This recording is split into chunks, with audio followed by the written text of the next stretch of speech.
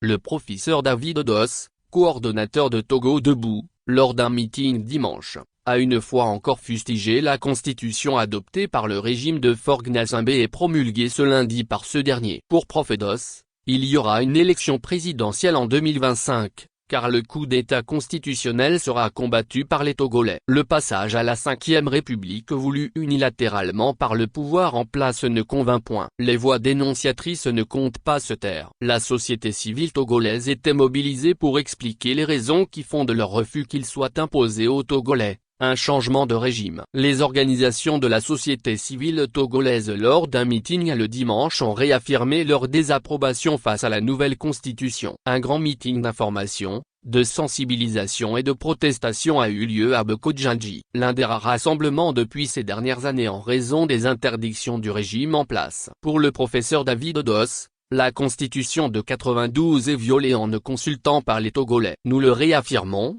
Il s'agit d'un coup d'État constitutionnel, a-t-il déclaré. Le Togo a besoin de l'alternance. Il est donc temps pour les Togolais d'essuyer nos larmes, levons le front et affronter l'avenir, a appelé le premier respect du mouvement Togo Debout. À ce meeting de mobilisation, plusieurs autres acteurs de la société civile, tour à tour ont exposé les fondements de l'inopportunité du passage au régime parlementaire, décrié les réalités auxquelles sont face le peuple. Elles vont du chômage des jeunes, du mauvais état des centres de santé, de la corruption, des récentes élections et bien d'autres. La liste des supplices est non exhaustive. Le professeur David Odos a promis de poursuivre les manifestations jusqu'aux élections présidentielles de 2025. En 2025, nous irons aux élections, a-t-il promis à l'assistance. Un appel pressant a été lancé à la jeunesse par l'artiste engagé Don Stache. Les réseaux sociaux devraient être envahis pour sensibiliser et éclairer. C'est à la jeunesse panafricaine de relever les grands défis de l'heure,